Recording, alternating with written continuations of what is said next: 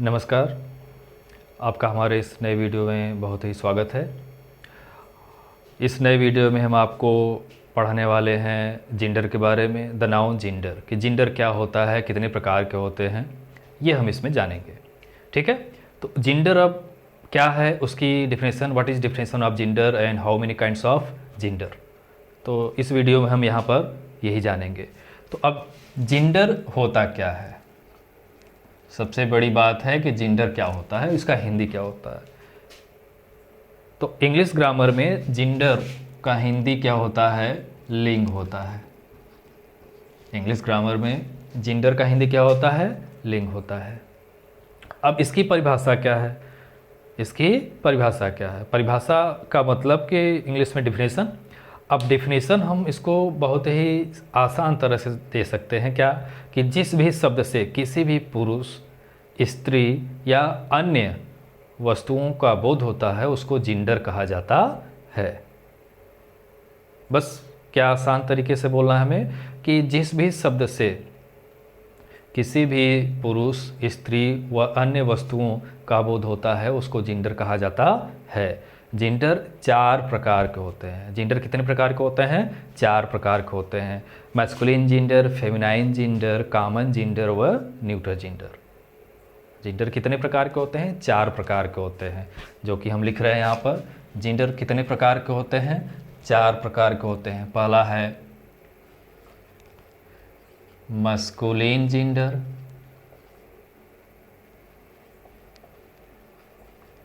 दूसरा है feminine gender,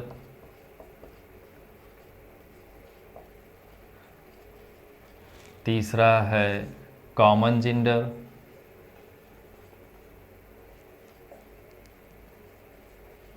चौथा है न्यूट्रल जेंडर।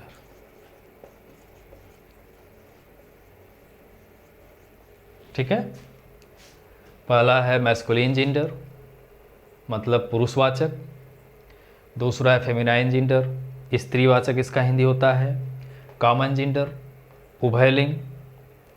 और न्यूट्रल जेंडर का मतलब होता है नपुंसक लिंग, मतलब निर्जीववाचक या नपुंसक ही कह सकते हैं। अब मैस्कुलिन जेंडर क्या है, फेमिनाइन जेंडर क्या है, कॉमन जेंडर व न्यूट्रल जेंडर। ठीक है। चलिए हम एक एक करके इसके बारे में बता रहे हैं, तो आप इसको समझिए। मैस्कुलिन जेंडर, पहला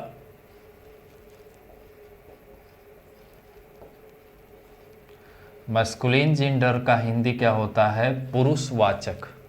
मैस्कुलिन जेंडर का हिंदी क्या होता है, पुरुषवाचक।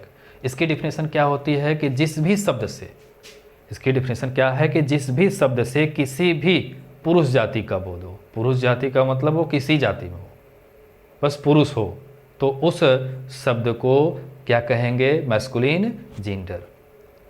इसकी डिफिनेशन क्या है मैस्कुलिन जेंडर की, पहले तो हिंदी जान लीजिए क्या है, पुरुषवाचक। पुरुषवाचक से ही मतलब समझ में आ रहा है कि पुरुष जाति।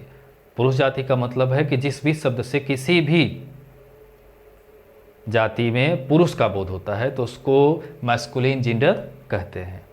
यह पुरुष जाति का बोध कराता है, सिर्फ मेल। पुरुष की अंग्रेजी क्या होती है, मेल। यह सिर्फ मेल जाति का बोध कराता है। ठीक है। ऐसे भी कह सकते हैं कि जिस शब्द से पुरुष जाति का बोध होता है उसको मैस्कुलिन जेंडर कहा जाता है। जैसे एग्जाम्पल में देख लीजिए, मैन आदमी, बॉय लड़का। ठीक है। लायन शेर, टाइगर, डॉग,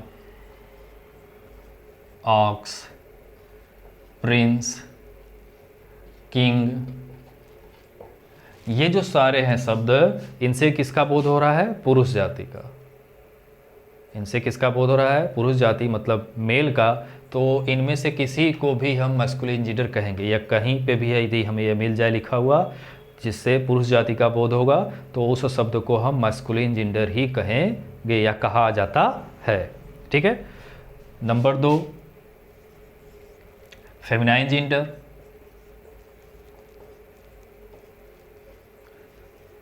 फेमिनाइन जेंडर का हिंदी क्या होता है, स्त्रीवाचक।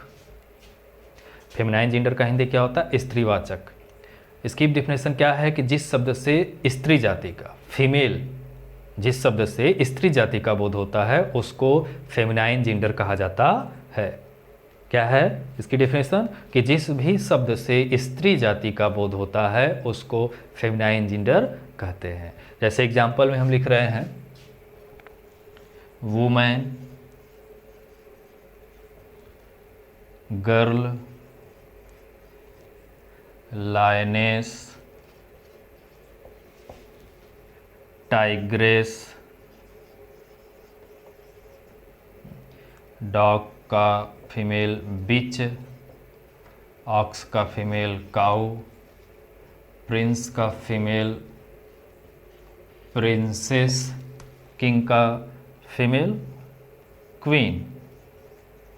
ठीक है, तो जैसे वुमेन, गर्ल, लायनेस, टाइग्रेस, बिच, काऊ, प्रिंसेस, क्वीन, ये जो शब्द लिखे हुए हैं हम, इनसे किसका बोध हो रहा है? फेमिनाइन, स्त्री वाचक। मतलब जिस शब्द से स्त्री जाति का बोध होता है उसको फेमिनाइन जेंडर कहा जाता है। समझ में आता रही है? मैस्कुलिन जेंडर व फेमिनाइन जेंडर। मैस्कुलिन जेंडर क्या है? पुरुषवाचक, और फेमिनाइन जेंडर क्या है? स्त्रीवाचक। ठीक है, मैस्कुलिन जेंडर किसे कहते हैं? कि जिस शब्द से पुरुष जाति का बोध होता है उसको मैस्कुलिन जेंडर कहते हैं, और फेमिनाइन जेंडर किसे कहते हैं? जिस शब्द से स्त्री जाति का बोध होता है उसको फेमिनाइन जेंडर कहा जाता है। ठीक है, अब हमारा है कॉमन जेंडर व न्यूटर जेंडर।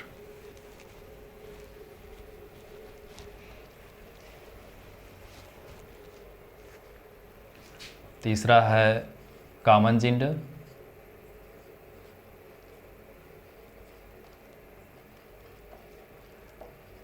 कॉमन जेंडर का हिंदी होता है उभय लिंग। कॉमन जेंडर का हिंदी क्या होता है? उभय लिंग।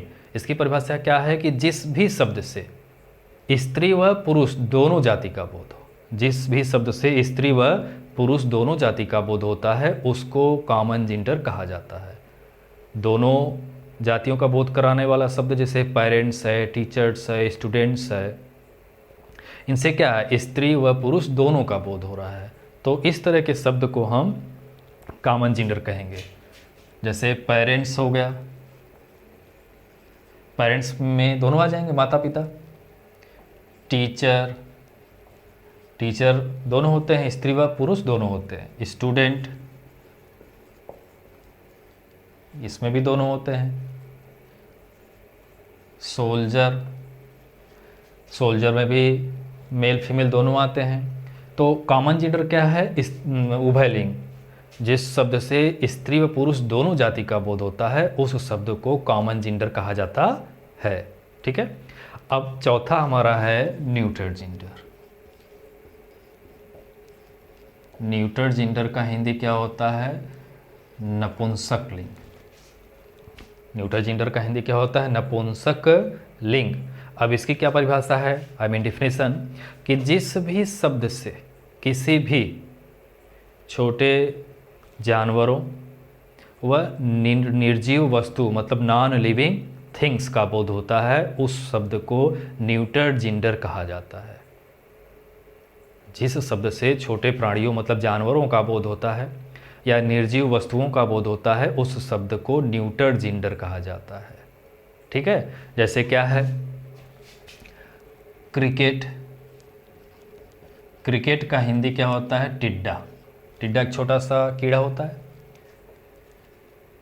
आंट, चींटी। अर्थवार्म, अर्थवार्म का हिंदी होता है जो ज़मीन के अंदर पाया जाता है, जिसका हिंदी होता है केचुआ। ये न्यूटर जेंडर है। बुक, बुक जो है नॉन लिविंग है। पेन भी नॉन लिविंग है। टेबल भी नॉन लिविंग है। तो और भी बहुत सारे जो शब्द हैं वो नॉन लिविंग थिंग्स हैं, और छोटे कीड़े मकोड़े भी हैं, जानवर भी हैं, तो उनको न्यूटर जेंडर में रखा जाता है। तो ये है हमारा neuter gender, common gender. Common gender क्या है? उभयलिंग। जिस शब्द से स्त्री व पुरुष दोनों जाति का बोध होता है उसको कॉमन जेंडर कहा जाता है। और न्यूटर जेंडर क्या होता है? कि छोटे जानवरों, कीड़े मकोड़ों व नॉन लिविंग आई मीन निर्जीव वस्तु का बोध होता है उसको न्यूटर जेंडर कहा जाता है। तो ये है हमारा जेंडर कि जेंडर कितने प्रकार के होते हैं। हालांकि हम आपको बताए हैं, आप इसको समझिए। यदि कोई भी परेशानी होती है, कोई भी दिक्कत होती है, तो आप प्लीज़ हमें कमेंट करके ज़रूर बताइए। उसको हम पुनः फिर से बताने की कोशिश करेंगे और उसको समझाने की भी कोशिश करेंगे।